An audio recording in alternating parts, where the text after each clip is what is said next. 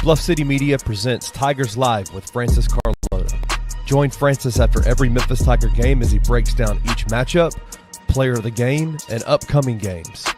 Now, let's get to the show.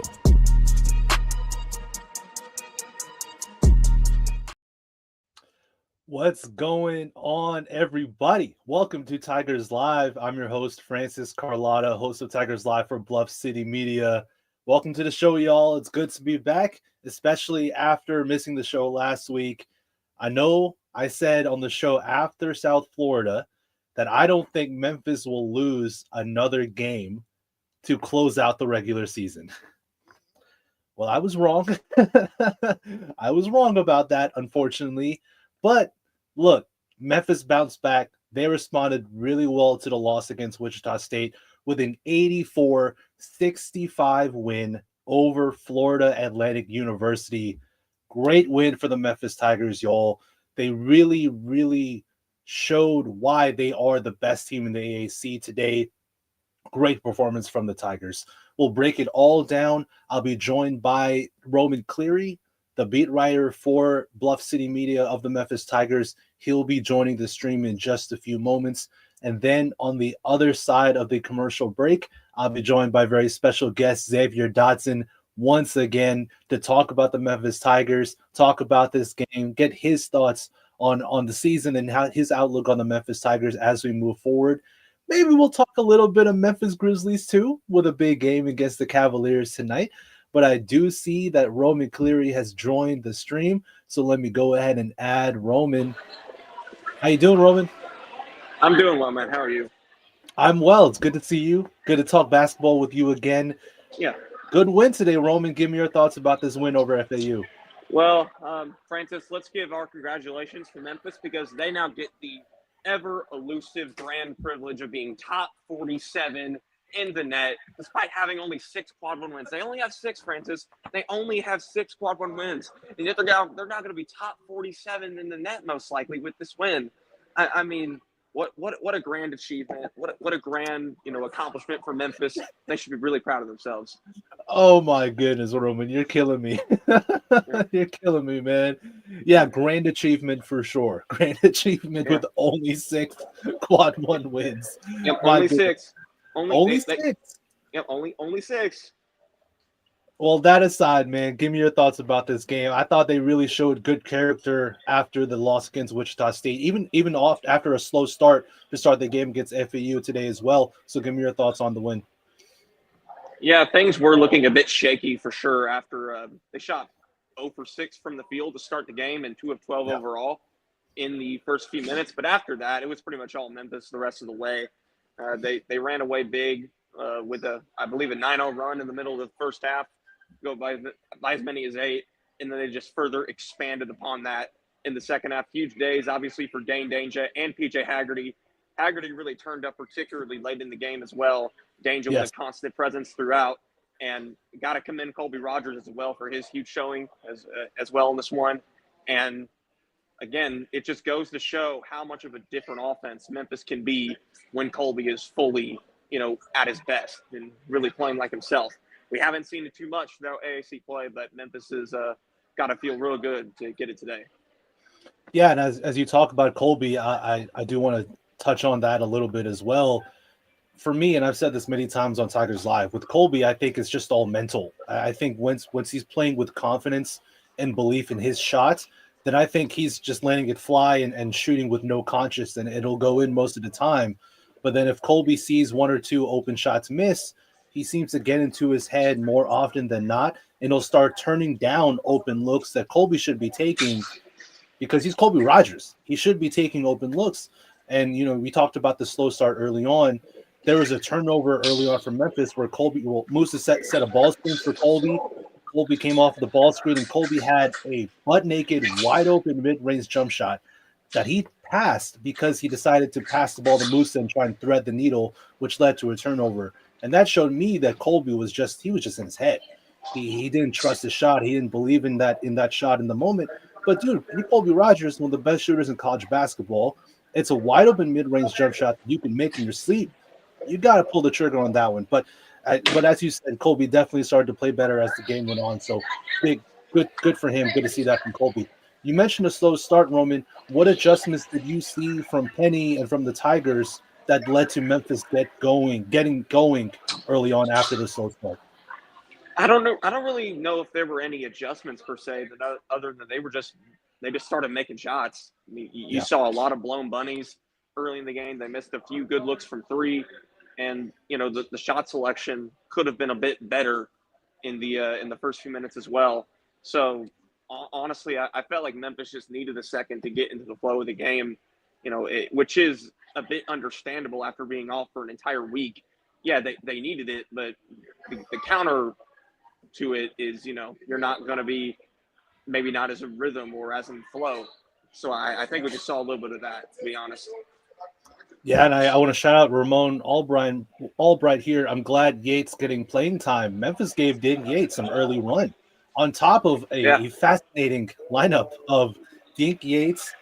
I think it was I thought I had it written down, but I don't. But I thought it was Dink Yates, Dante Harris, Dane, PJ Carter, and maybe a Brocco Kochi was another guy out there on the floor as well. Talk to me about that lineup in your mind. How did you feel when Penny ran that out there? Well, again, Memphis was off to a very sluggish start in this game. Not only were they missing shots and that they really should be making, but they were also way too lax on the defensive end as well.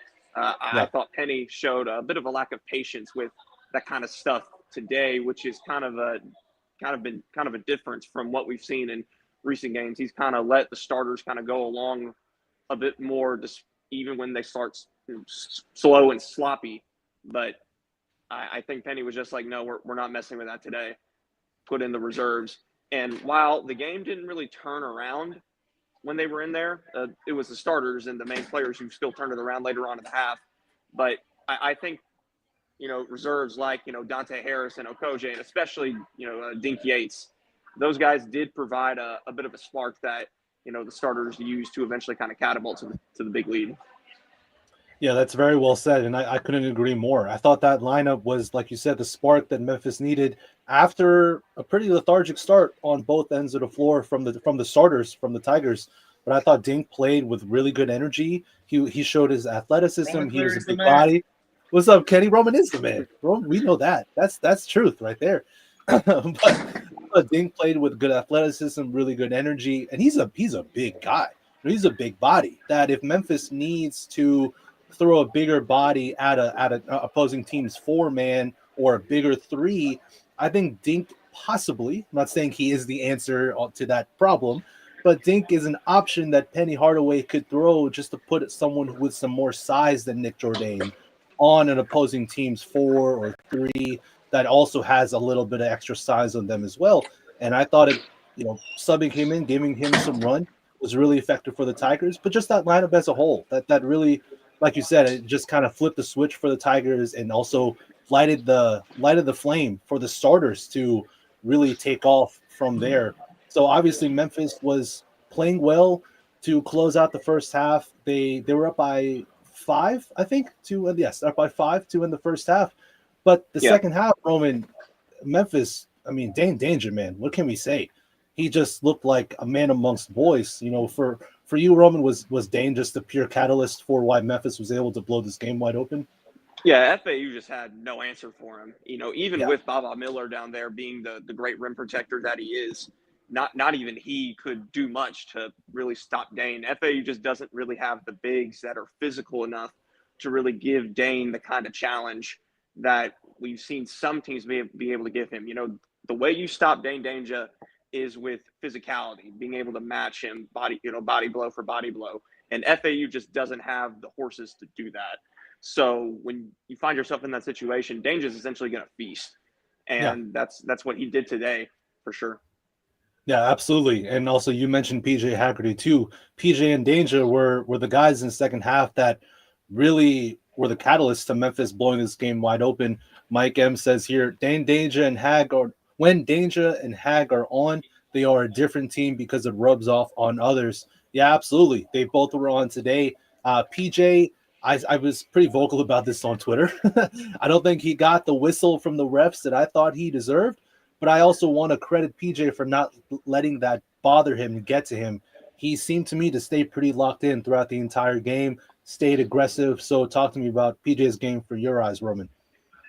I mean, he had a bit of a slow start, and it came right after he had a pretty rough game against Wichita last week. So you're a little worried there if you're Memphis. Like, is PJ really himself right now? The answer is that he was. He just needed a second to kind of get back into the flow of things, as did the rest of the team, and he was much better in the second half down the stretch for sure. Yeah, just to give the stat line for PJ Haggerty, 22 points, 1 steal, 1 rebound. That's like Francis, you're a bit muffled. Oh, is it still really bad? Oh, you got it now. Back? Okay, cool. Thank you. So, yeah, PJ with 22 points, 1 steal, 1 assist, 6 rebounds, 11 for 17 from the floor. I mean, that's the efficiency we're used to seeing from PJ Haggerty. I think he was, 4 for 14 against Wichita State? Am I saying that correctly? Yeah, it was like 4 for 13, 4 for 14, something like that.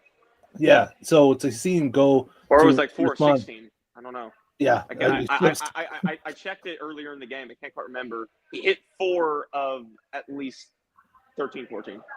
Gotcha. Yeah. So to see him respond from that with 11 for 17, typical PJ Haggerty efficient performance was good to kind of quiet any naysayers and doubters about like you said, is PJ, is he going to continue the stretch that he's had throughout the entire year, or is he kind of reaching a little bit of a peak and a plateau? But I think this was a good game from PJ to calm down those doubters. So transitioning from PJ, I want to ask you, Roman, give me your player of the game for this one. I think you have to say Danger, just for the way that he was a constant threat. He never really stopped attacking, even when things weren't going so well for Memphis. And he was really, like you said before, the catalyst for Memphis being able to, blow this game wide open. PJ had a great performance as well, but I think Danger was kind of the leader there today. Yeah, I have to agree with you. As I was doing my game notes and obviously prepping for the show and everything, early on, the way I was going to phrase this question to you, Roman, was who's the player of the game and why is it Dane Danger? I wasn't even gonna frame the question in an open-ended way, just basically tell you that's Dane. but like we said, PJ, he really turned it on. I mean, I just said a stat line. PJ was great, but yeah, Dane Danger, he's player of the game for me as well, no question. Ties a career high, 22 points. But he also had 3 steals and 4 blocks with 11 boards. I mean, come on. I've talked about Dane and how good he is at stuffing a stat sheet, and that is about as stuffed a stat sheet as you can get. 3 steals, 4 blocks, along with 11 rebounds. Yep. Dane was a man amongst boys, and I thought his activity on defense was so vital, especially when Musa picked up 2 early fouls. Dane came in, and I thought his activity on the defensive side with that lineup of Dink Yates, Dante Harris, PJ Carter, Brocco Koji, Dane was the lone center on that lineup, and I thought Dane was a great anchor on the defensive side too when Musa wasn't on the floor. So, yeah, you can only praise Dane Danger's game today. I just wish he got his career high. He missed that sky hook near the end that would have given him his career high, but otherwise, man, you cannot at all talk anything negative about his game today. Yeah, for sure. With Dane, for sure, that he very much dominated. Again, FAU is a team that doesn't have, say, like a true center or whatever. I mean, they have Baba Miller, who's super tall and can block shots, but he's not really like a true big. So Danger did find himself in a favorable situation, but still to take advantage is definitely testament to his performance there. And again, you're talking about, when and where Memphis is a different team and like and who needs to play well for Memphis to be that quote unquote different team. Again, I have to go back to Colby for that. A couple of shows ago, we were talking about, who's going to be the X factor for Memphis down the stretch. And I answered Colby Rogers because of how much his offense can really change things. We saw it a ton in non-conference play where, you would get good games from Tyrese and PJ and Dane, but it would be Colby Rogers and his shooting in the volume of which he was making these really timely shots that would really take Memphis over the top. And now with kind of his struggles in conference play, you're seeing a lot of calls. Hey, why is PJ Carter not starting, especially with how well he's playing? And I've always been a little iffy, a little hesitant about that because, with all due respect to PJ Carter, when Colby Rogers is playing, within himself, he can do things that PJ Carter can't do. He can't. PJ Carter cannot change the game in the same way that Colby Rogers can, and I think that's a considerable factor that we have to take into account with that conversation and that discussion. And games like today prove exactly why. Yeah, I think Colby's a better self-creator than PJ Carter is. Again, it's not to take anything away from PJ Carter, but I think Colby's shown it on a more consistent basis that he can create his own shot. His step back three is almost lethal if he's in a rhythm. I mean, you kind of just can automatic give that 3 points. If he gets into a two dribble step back three, and it's just over because he's in his rhythm. He's shooting with confidence. Yeah, I agree with you, Roman, that Colby, he's so important to this team, and so it was very good to see him play hard, play well. He got to the free throw line today, which always makes me smile because I know that Colby's free throw rate isn't very high. So I'm glad to see that he was able to even get to the line and be aggressive today as well. So I think Colby's a great shot, another guy who, big reason why Memphis was able to get this win. So Roman, do you have a moment of the game of some sort? I know it's kind of hard because it was a blowout win, but do you have one for me?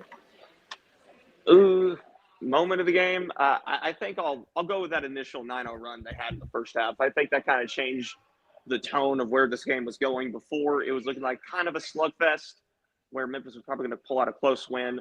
But once Memphis went on that huge run towards the end of the first half, I think that kind of, again, changed the trajectory of where that game was going. So I'll just go with that. Yeah, I'm with you 100% because my moment of the game was the Dane Danger and one when Memphis was only up by 5 early on in the second half.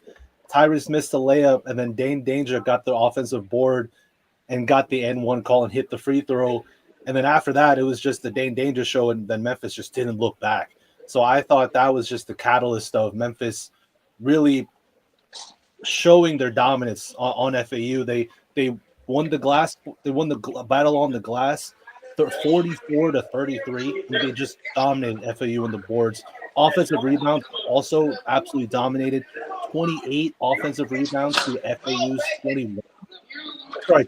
Oh, am I saying that wrong? No, I am saying that wrong. 16 offensive rebounds to FAU's 12 offensive rebounds. I'm sorry about that.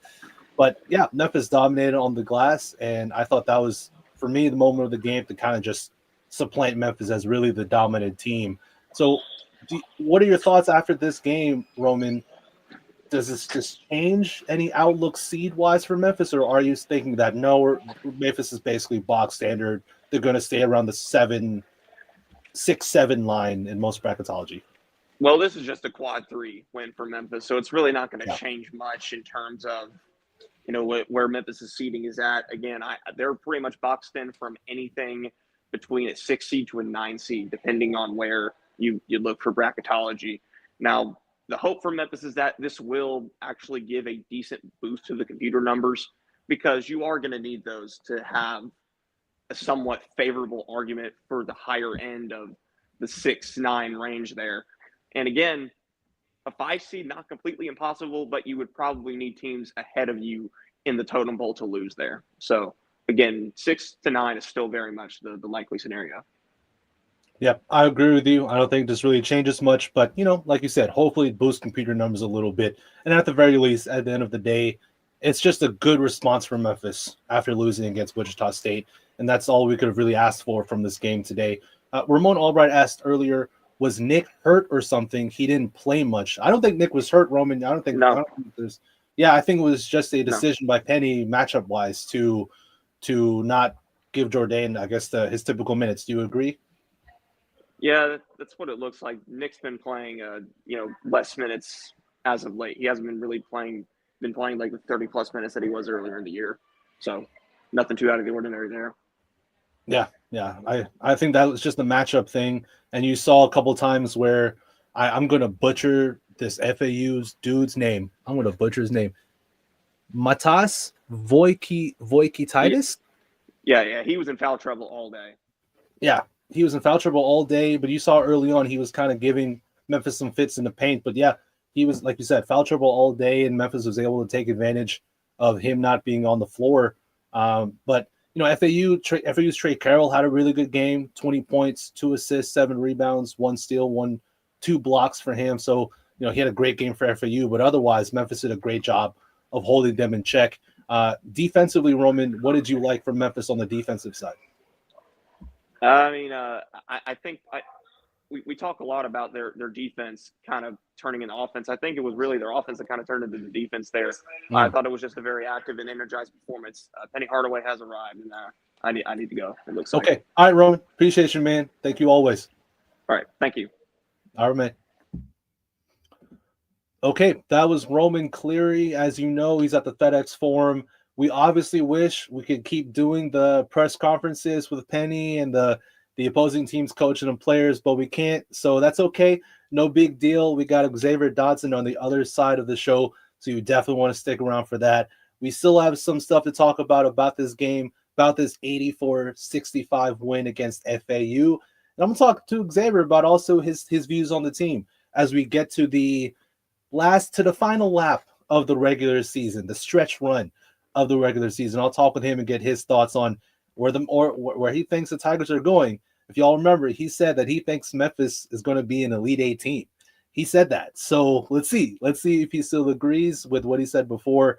But yeah, so stay with us on the other side of this commercial break, and we'll see y'all then.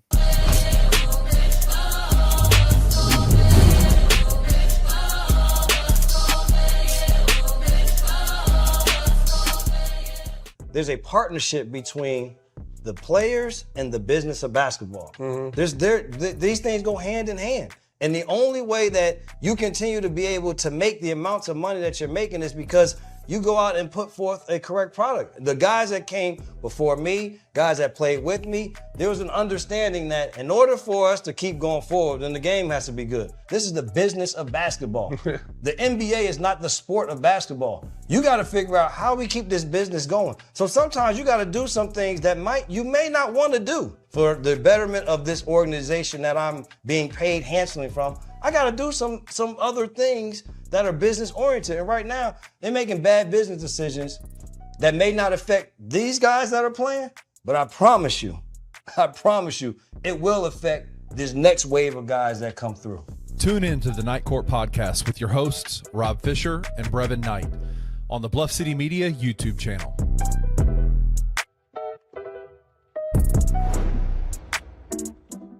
All year, we've seen Memphis range everywhere from like a 4 seed at the highest to now around a 7 seed at the lowest. And it's just like the whole thing that we've discussed the entire season is avoiding that 8-9 game in the NCAA tournament.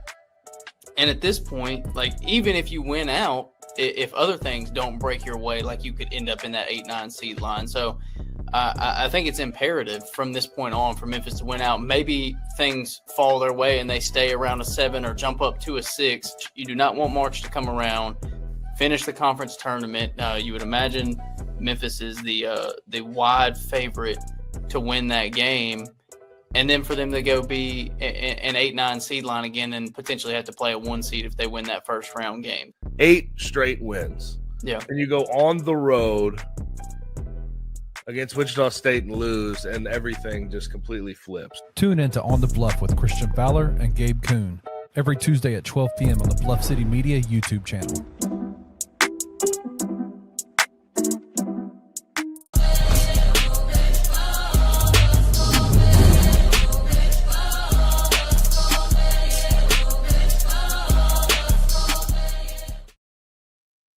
All right, y'all. Welcome back to Tigers Live. I'm joined by the man himself, Xavier Dotson. What's going on, Zay? How you doing? Man, Francis, how you doing? It's always a pleasure joining Tigers Live. I always enjoy catching the show after the games. So, anytime, any place.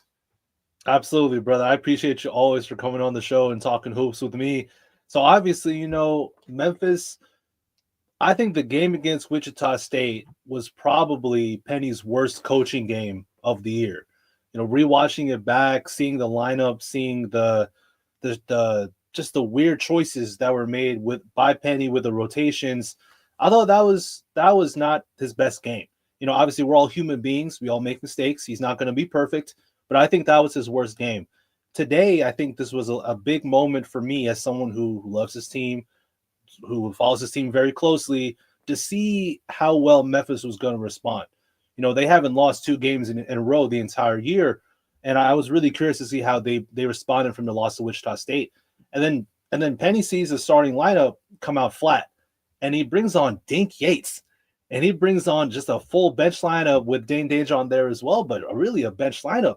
And they gave Memphis some energy. So, Xavier, I want to ask you, what did you think about Penny boldly just saying, "Hey, starters, get off this floor, man. Y'all are out of here. Bench guys, hey, Dink Yates, you haven't played much, but we trust you. Let's get on the floor and be active." What did you think of Penny's decision so early on in the game? I felt like that was a gamble that worked well. In a way, it reminds me of a legendary coach like Greg Popovich. He's a type of coach. If the starters aren't playing immediately, I've seen him call a timeout 30 seconds within the game and sub people out immediately. And Penny knew the escalation of how we were going to bounce back from the loss from last week. They had a whole week off. They obviously discussed what happened and occurred. I knew going into this game, they probably would have to, knock off some rust. A little nerves were there, but I feel like that was a bold move, like you said, to go out there with basically a bench unit that really hasn't played on the floor at all this entire season. And they showed light and day and energy. And I felt like that it paid off. It showed that, hey, maybe down the line, I can trust some of these guys going forward because, man, Yates, he has some contagious energy, and I enjoyed watching him move. I look to see, maybe in the future that Penny can put him in different lineups and different other creative ways so he could remain out there on the floor at times. Yeah, I agree. Timo says here, Yates gave us good minutes. Absolutely, Timo, he definitely did. Coach Wayne Kelly said, question is, will Penny put Yates into the rotation or will this be a one-off? So I'll ask you, Zay, if you're Penny Hardaway, are you willing to give Dink some little extra run during this stretch run of games where Memphis, look, I don't think they can afford to lose another game if they want to avoid the 8-9 matchup. So this is it's a big stretch for these Memphis Tigers. Do you think would you give Dink some run too?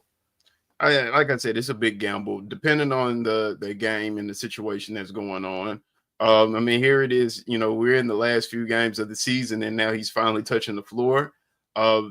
Depending on the situation and matchups, maybe foul trouble for my bigs happen and he plug them in. I felt like what you and Roman was talking about earlier, we didn't see much of Jourdain out there. Yates was sort of, eating some of Jourdain minutes. And just depending on the matchups, like that's what coaching is about. Like looking at matchups, who can I put and plug into this specific area and make an advantage and have disadvantages. So it'll be quite interesting because, Penny saw what Yates contributed tonight. He has to sleep on that and figure out, should he, be involved in this rotation more often. Yeah, I think that's a good shot. I'm looking at the minute splits for the whole team. Jourdain only played 19 minutes, and he's a starter. He started every game this year. He only played 19. Dink Yates got, I'm assuming, I don't know off the top of my head, but I'm pretty confident that's a season high 9 minutes for Dink Yates. And he was active. He played with energy. 2 points, 1 block, 2 steals, 2 assists, 1 rebound for Dink. Yeah, again, it might not be a hella flashy stat line, but to see him contribute in stats across the board like that should tell you that he was active. He played with energy, he played with effort, and he really was a spark plug that Memphis needed after the starters were so lethargic to come out of the game. I think I agree with you, Xavier. I agree with what Roman said as well. I think it's a matchup thing. It depends on foul trouble with the bigs and Jourdain as well. But hey, if you're facing a team that has a big 4 or a bigger 3, I think you can throw Dink Yates at him just as a different look because Jourdain is a more slender guy than Dink Yates, and Dink is a big body. And if he can kind of just throw his weight around out there, be athletic, be energetic, be active, I think you can throw him in there for certain matchups to kind of throw off another team. Is he the answer to that question? I'm not saying he is, but he's a potential solution to the problem that Memphis could utilize. Penny could utilize down the stretch. So yeah, I was very impressed by him, impressed by that bench unit to really show up and play with some energy. Me and Roman were talking about how Dane Danger and PJ Haggerty were the real catalyst for the run in the second half. I want to ask you, Zay, do you agree with that? And then also just talk to me about Dane Danger, man. He's something else. Man, I can really write a book about Dane Danger. He reminds me of a former Grizzlies player, Zach Randolph, with his footwork. But when I see those two, man, you have two different ways now that the Tigers can find a way to score. Between Haggerty with his self-creation and Danger being able to be a post threat, it has alleviated a lot of pressure from earlier this season, which you had the Tigers being so guard-centric on scoring. And now when you've established Danger, this allows different avenues and scoring. Danger has been a phenomenal player when he has started this year. It's not too many matchups in the AAC that can guard him. Like schools have a hard time adjusting to him. And, Wichita State did a good job last week. But majority of schools, they don't have an answer for Dane Danger. And basketball is typically played inside out. And that's what the Tigers are pretty much doing now, especially when you have Dane Danger there.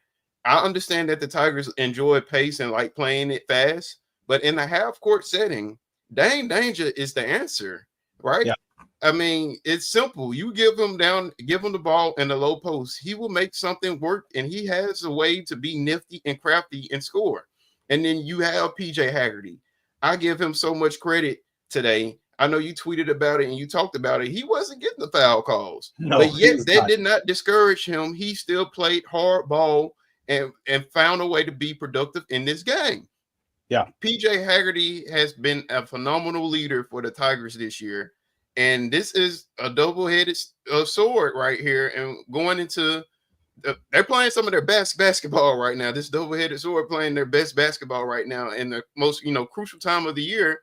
We go to this tournament, we're going to be relying heavily on both of them for their offensive production. So, man, I love the both of them. And like I said, Dane Danger, like his game is just so beautiful to me. I mean, a lot of people always, a lot of older people try to talk and discredit how the NBA or the college basketball is being played today. But Dane Danger, I guess he can, a lot of the old heads can relate to him with his post moves. But I love his game, and shout out to PJ Haggerty too, man. Yeah, I thought one of my favorite Dane Danger moments of that game where he got the ball on the right wing in the first half. He did a smooth crossover, left to right crossover, and he tried to do a Dr. J reverse layup. He went up, he tried to go under, he tried to he missed it. He didn't miss, but it was sick.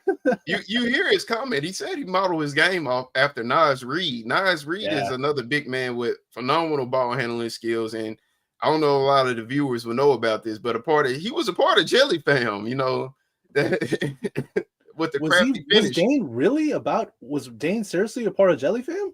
No, I'm talking about Naz Reid. Oh, Naz Reid was a part of Jelly Fam. All right, and so Naz Reid was a part of Jelly Fam. Yeah, so Dane Danger looks up to Naz Reid. He idolized his game after him. So that was going to be a Jelly finish, but he just didn't finish it. Yeah, I also now realize how stupid it is to think that Dane was a part of Jelly Fam. But I realize how dumb that sounds. So I apologize. But yeah, man, I thought if Dane finished that reverse layup, kind of like Dr. J-esque, I would have got up out of my chair and walked out of here. Like I would have been like, all right, that's enough. I've seen enough from Dane Danger. He's done it all. That would have been crazy. He's just so fluid. I love how fluid he plays the game of basketball. He's a matchup nightmare for everyone in the AAC. But he's just a matchup nightmare for anyone in the country.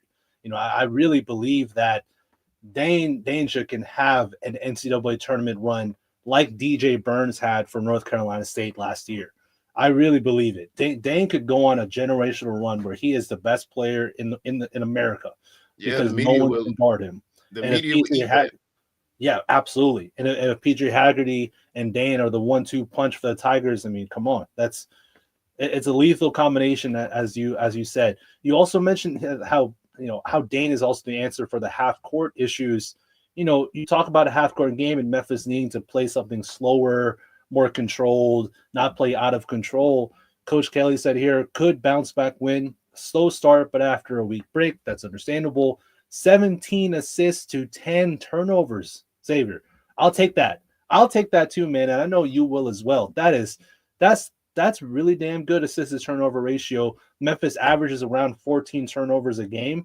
And for them to have 10 well below their season average, I thought Memphis did a great job taking care of the ball. And I'd have to go back and look at each Memphis Tigers win. And obviously, if you average 14 turnovers, then it may not be that big of a magnitude of a stat.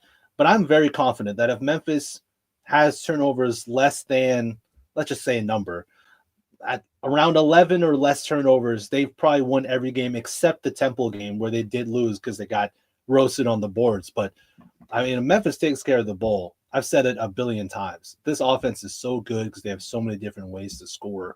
It was a very, very good game from Memphis on the offensive side. Defensively, Zay, I want to ask you this as well because I asked Roman and get your thoughts on this too. I thought defensively Memphis played with real activity on energy on the defensive side. They didn't force a lot of turnovers, but they didn't really have to because to me it looked like they really sped FAU up and made FAU take a lot of bad shots. Do you agree with me about Memphis's defensive performance? Yes, they smelled blood in the water. They knew that if they put the pressure on FAU, if we play them out their pace, they will be able to force them into bad shots that they didn't want to take or to turn the ball over. And that's exactly what they did. I love when they started emphasizing the press, and man, that those guards were having trouble trying to bring the ball up the court or throwing cross court passes. That's a coach. Coaches hate that if you throw cross court passes in the air. And then there was one possession. I mean, at the end of the game, PJ Haggerty, he ripped the guard twice in a row. Easy. Yeah, that easy. was intense defense. Yeah, like like the coaches will call a timeout and bring the guard out for that. And the emphasis on the defense, man, that's always been the bread and butter for a positive and great Tigers team. That's what I see a lot better from this team compared to last season. They're not going to collapse on the defensive end. These guys are wanting to play defense. Defense is going to lead them to offense with transition plays, pushing out in the break, and easy buckets. So I give so much credit from compared to the game against Wichita State, how that was a high-scoring game. They eliminated Florida State for them. They eliminated Florida FAU to get established and play at their own pace. Yeah, I 100% agree with you. FAU shot 42.6% from the floor, 26 of 61. They shot 40% from three, but a lot of those threes were from just two guys. Leland Walker, who for the season, I think the broadcast said he's like a 20% three-point shooter. So to see him go 4 for 6 is not normal. Memphis clearly was going under screens and daring Leland to shoot threes. He did, and he made them. So, credit to him for that. But besides Leland Walker hitting from deep, it was pretty much a great performance for Memphis on the defensive side. Like I said, they didn't force that many turnovers from FAU, just 12 from FAU, but they sped them up, like you said, forced FAU to play at Memphis's pace, which sped FAU up and forced them to take really bad shots. Though FAU only had 12 turnovers, Memphis had 8 blocks. 8 blocks. Dane Deja had 4. Dink Yates had a block, Musa with a block, and Nick Jourdain with 2 blocks himself. So, I mean, I don't think you can't really fault the defensive performance for Memphis as well. Yes, FAU, they couldn't hit a free throw to save their life. They went 5 for 18, so they couldn't hit a free throw. But, credit Memphis for their defensive performance today for sure. We touched on PJ Haggerty just a moment ago about how important he is to this team and how he wasn't getting foul calls. Coach Kelly said here, I believe the word is getting around in the AAC that PJ Haggerty is being over dramatic a bit on his drives when he gets contact. I hope that doesn't make its way into March Madness. I mean, Zay, I hope the whistle does blow for PJ Haggerty, but what if it doesn't? I mean, if it doesn't blow for him, he just has to stay locked in and keep playing hard. But like you said, Zay, you gave him a lot of credit for how good of a game he had today and how locked in he was. Just talk to me more about the mentality and how difficult that can be, when you're not getting calls, to stay locked in. Yeah, we see that similar with the Grizzlies, Ja Morant right now. He's been struggling to get a lot of foul calls. And honestly, his game has been, thrown off a little bit. And his emotion, it really escalates his game, his performance in the game. Well, PJ, I saw that today in the first half, he wasn't really getting much calls. I mean, he didn't pout. We saw Penny pull him earlier, but that second half, he showed that, hey, okay, I'm not going to get calls. I'm still going to find a way to be active on this court and try to score, in which he did. He finished the game with 22 points. You can't allow the refs to determine how your game is going to be played, because when you're a leader and a superstar on your team, your energy is contagious to your own teammates. If you're going to quit, guess what? Your teammates seeing the leader quit, their performance is going to drag down just as well as yours. And PJ didn't allow that to happen, and I'm proud of that. It is, you can't control the referees. No. Sometimes I wish they can, rewind everything. They have the option to rewind and look at at replays, but it's certain plays and calls that I just don't agree with. I understand they're not perfect, but at the same time, man, you want to protect every player out there on the court. And PJ Haggerty, he's poised. That's a poise. That just shows leadership and personalities of a poised basketball player, and that's PJ Haggerty. Yeah, and you mentioned poise. I thought Tyrese Hunter, though he wasn't electric in terms of scoring the basketball, he was only 2 for 10 from the floor. He did finish with 9 points because he was able to get to the free throw line, but he was only 2 for 10 from the floor. But I thought, you talk about poise from a point guard. He had 8 assists, tying a season high for Tyrese Hunter. I thought he played a really good controlled game of basketball. I thought he was a steadying presence. And, we talk about the two-headed monster of Dane and PJ. I like to call these guards, PJ, Tyrese Hunter, Colby Rogers, I like to call them a three-headed monster of guards. And if they're all playing poised, controlled, confidently on both ends of the floor, I mean, it's a difficult team to beat. So I'm also, though Tyrese wasn't electric as he can be shooting the ball, I thought he still did a good job of not letting missed shots get to him and still playing hard on both sides of the basketball. So, I just want to give Tyrese some credit as well. I want to give this person some love too. Pac29 said, kindly take notice of me so Kenny doesn't come trying to spite me when I call him out.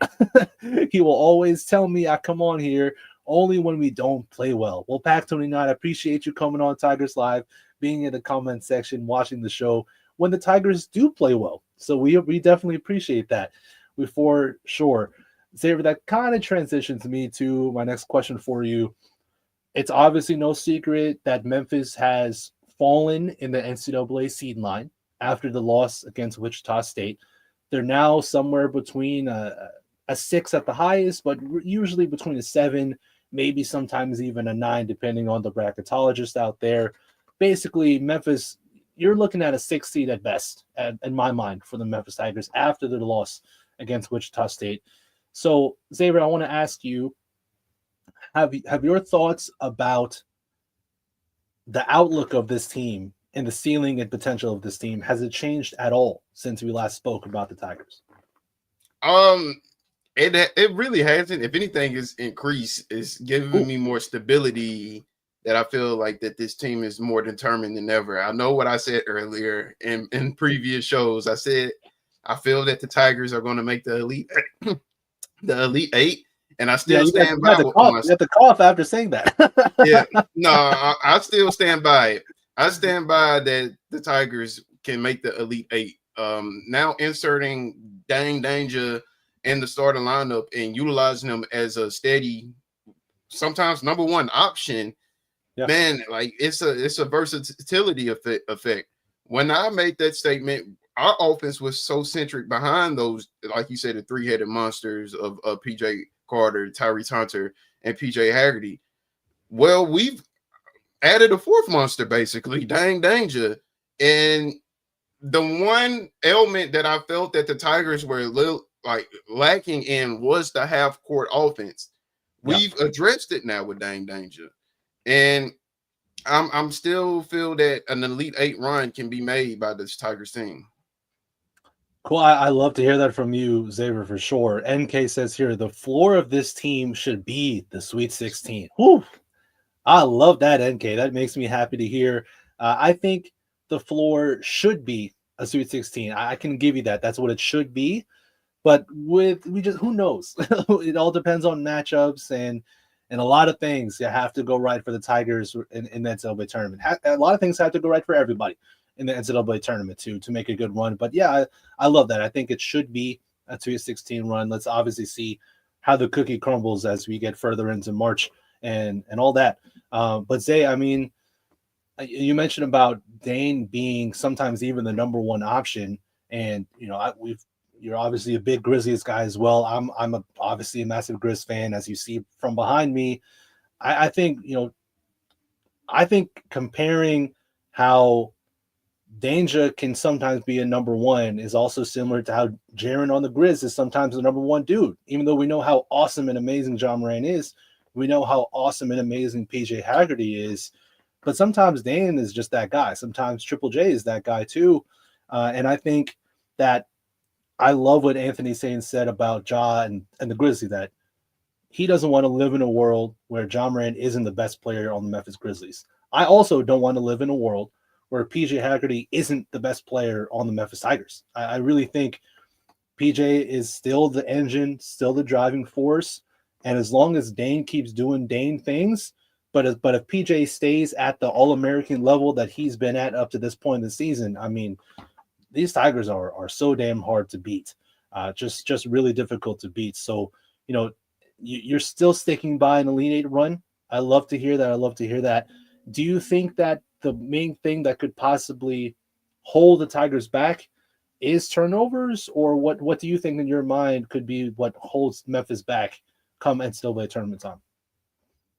You basically in a way took the words right out of my mouth. The turnovers, just not being focused.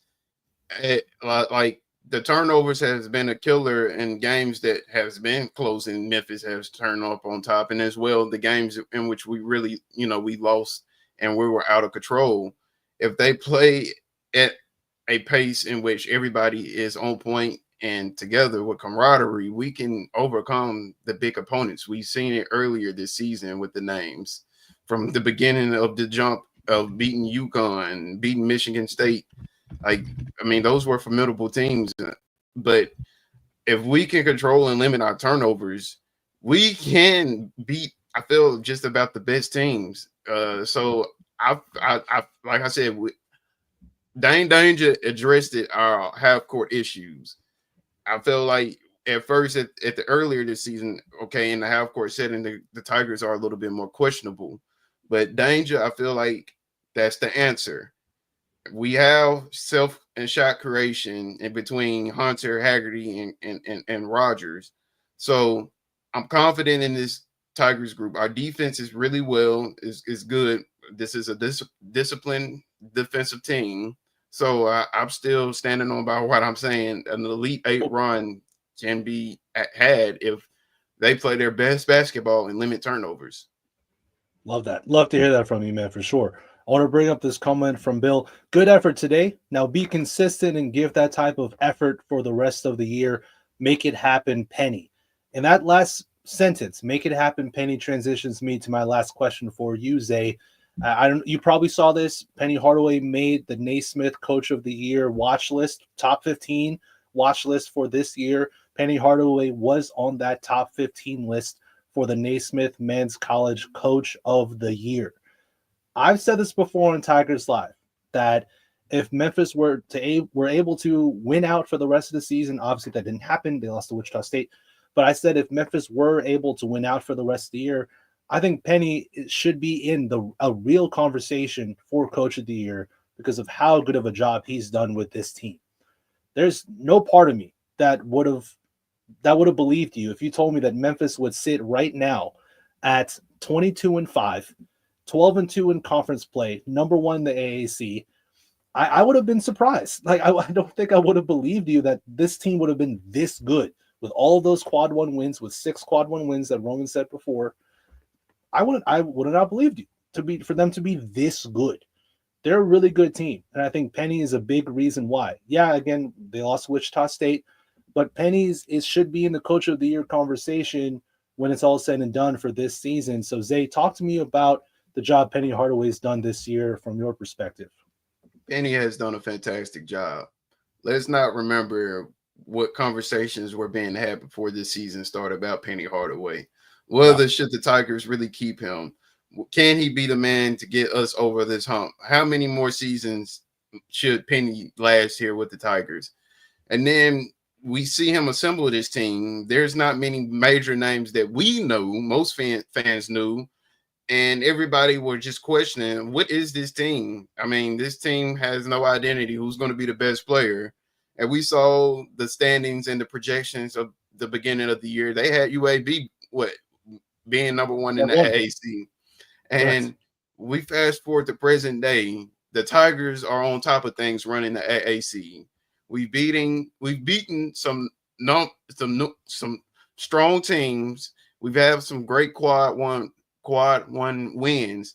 We have to be giving a round of applause to Penny Hardaway because he's coached his butt off. We've known for previous seasons a collapse has happened in the past with the Tigers.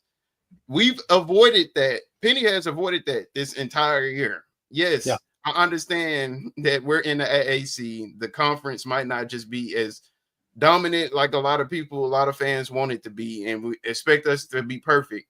But look, we're winning games, ladies and gentlemen. 22-5. The Memphis Tigers are 22-5. I haven't recalled the Tigers being this good in a long time record-wise. We have to do some really digging to figure out when was the last time the Tigers were really this good.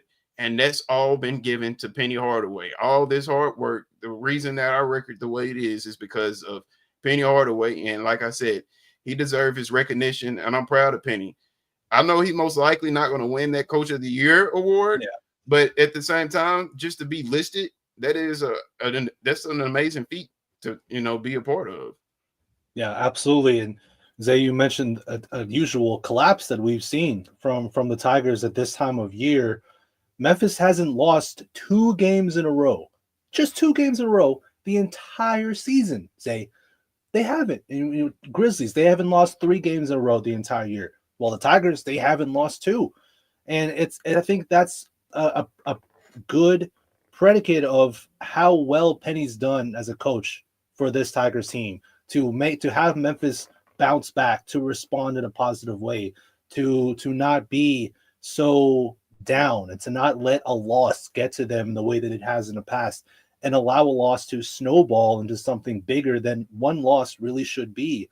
So I'm fully with you, Zay. I think Penny deserves a lot of credit for the job that he's done so far.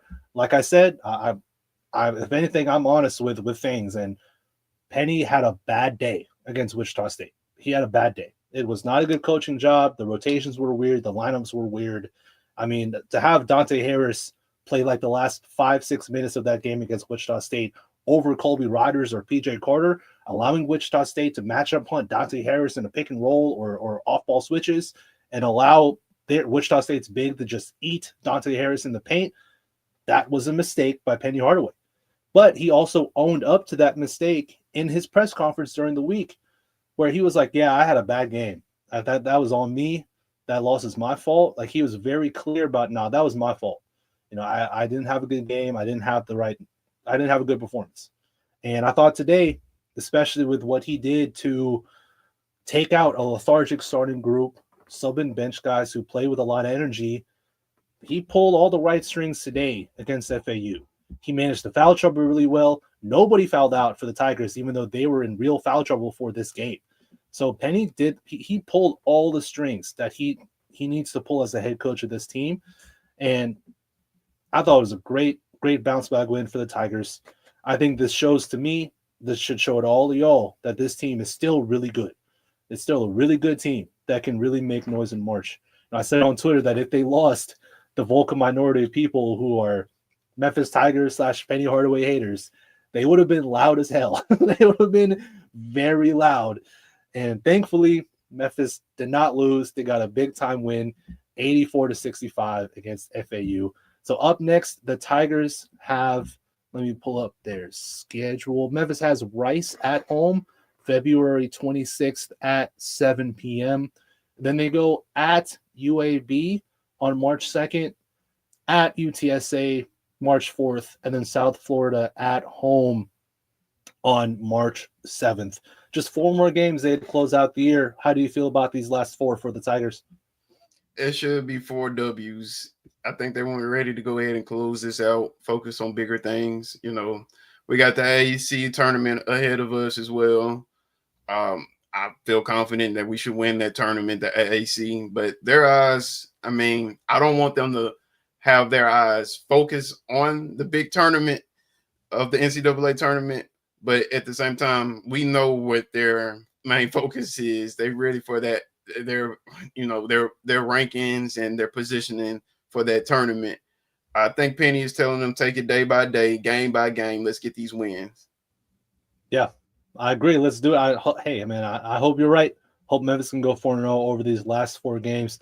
Before we get up out of here, Zay, big game for the Grizzlies today against the Cavs. Give me your initial thoughts about that one before we get up out of Tigers Live. Oh, man. So, yeah, the Grizzlies, they got a tough game against the Cavaliers. They snuck a win the other night against the Magic, which was really a good win, though. It showed them that they can fight and battle with resilience. But the Cavaliers, yeah. 19. I mean, they come back and win that one. But, yeah, I'm sorry. Continue.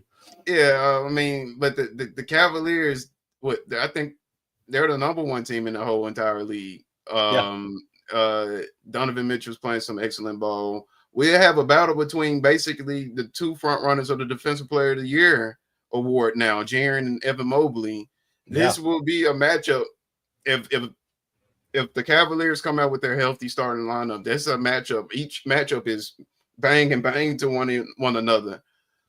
Tough game on the road for the Grizzlies. I want them, just like you talked about the Tigers, the Grizzlies, they have turnover problems. They shoot themselves in the foot, and, they have to play catch up. That's what happened with the Magic game earlier. If they play their game a full 48 minutes, I feel like that the Grizzlies can sneak one against the Cavaliers. I think the Cavaliers are running on a high horse. I understand they made some moves over the trade deadline to bring in DeAndre Hunter, but I think that they're still vulnerable inside the paint. I know Evan Mobley is a great defensive player, and same thing with Jared Allen. But if we can establish dominance inside the paint and play our formidable defense, which the Grizzlies are still a top 10 defensive rating team, we should be able to sneak one in the Cavaliers. I'm hoping for it, because the Grizzlies, they need a big win against an actual contender. Yeah, and this will definitely set the tone for us and let us know what to really expect for the Grizzlies going forward, heading towards the playoffs. Yeah, I couldn't say it better. Memphis, the Grizzlies need a win like this. They obviously beat Boston earlier in the year. We all know about that, but it's also well documented about the Grizzlies' struggles in these games against top tier teams in the NBA. So Memphis can go into Cleveland's house, and a team, number 1 team in the NBA, best record in the league. It'd be a hell of a win. I think they can do it too. Will they? We'll see. I think it'll be a great game at the very least.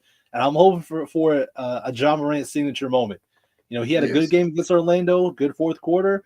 But, like we saw PJ Haggerty play really well in the second half, I'm hoping Ja has a similar close to this game against Cleveland, where he can just go absolutely off and have a signature moment. I do want to bring this up, as Timo says, shout out to CDR. Yes, thank you. I was going to bring it up early in the show, but, timing and sequence and everything, I wasn't able to. So thank you, Timo, for that. Yeah, shout out Chris Douglas Roberts. He got inducted to the U of M Club Hall of Fame, I think last night. I think last night is when he got inducted. And first of all, Chris Douglas Roberts, if you're watching Tigers Live, if you watch this show, if you're watching live, awesome. If you watch this show later on YouTube or whatever, I just want to tell you how much you meant to me as a young kid from Memphis, just growing up, who loved basketball, who loved the Memphis Tigers. You were one of my favorite players growing up. Watching you play the game with your special and unique style of basketball was amazing. And you and along with that 07-08 team of Memphis Tigers, you all sparked a love of basketball for the city that they've already had, but for the younger generation like myself, y'all were a big catalyst for why I love the Tigers, why I love basketball. So CDR, congratulations to you, man, for getting inducted to the M Club Hall of Fame, and you're the man. So I can only say thank you. Yeah, CDR, man, that was a tough bucket. You talk about that 07-08 team. A lot of those tough, the main star was Derrick Rose. But if you want a guy to self-create and make a tough bucket, that was CDR. People forget Chris Douglas Roberts. He was the one leading the team and scoring that year in 08. And he made some very clutch and timely shots. And, man, Chris Douglas Roberts, like you said, in terms of having his own flair and flavor, that was CDR. And he, like you said, sparked a different ambition and love for basketball. Because, I mean, I was 8 years old, 8 or 9, when during that spectacular year for the Tigers in 08. Yeah. But I vividly remember Chris Douglas Roberts dropping and spanking buckets. So shout out to CDR. He's definitely a top-notch basketball player for the Memphis Tigers in history. Absolutely. I think I was 12. I was 11 turning 12 when that 07-08 team was out. So yeah, I could tell so many stories about myself in that year. I could tell so many, but we don't got time for that. That's okay. Xavier, look, man, I appreciate you always for being on Tigers Live. Let the people know where they can find you. Man, anytime, Francis. As I always say, I appreciate joining you for Tigers Live. I love the show, love the content that you drop, man. But if you guys want to keep up with me, you can follow me on YouTube, X, and then TikTok at Zaytime Takes. I post Tigers and Grizzlies content as well, just all 30 teams NBA content. So thank you again for having me on the show. Always a pleasure, my man. Absolutely, man. I appreciate you again being on. Thank you for joining Tigers Live. To everybody in the comment section, thank you all for being so active, showing love to the show, and just being a part of Tigers Live, as y'all have always been throughout the entire year. Appreciate all the love and support from all of you. To everyone tuning into the show, big love to you all as well for tuning in. If you're on Twitter, if you're watching on Twitter, go to YouTube, hit the like button, subscribe to Bluff City Media, hit the bell for notifications as well, so you know every time an episode of the amazing shows that Bluff City Media creates, all the content they put out. So that way you know as soon as something goes out on YouTube. If you are watching on YouTube, again, hit the like button, subscribe to Bluff City Media, hit the bell for the notifications. But as that's Xavier Dotson, I'm Francis Carlotta, host of Tigers Live. All love for all of y'all, and we'll see y'all next time. Peace. Thank you for listening to this episode of Tigers Live. If you enjoyed this episode, like and subscribe to Bluff City Media's YouTube page. For comprehensive coverage of all things Memphis sports, head over to www.bluffcitymedia.co and find out how you can become an insider. We will see you back here next time.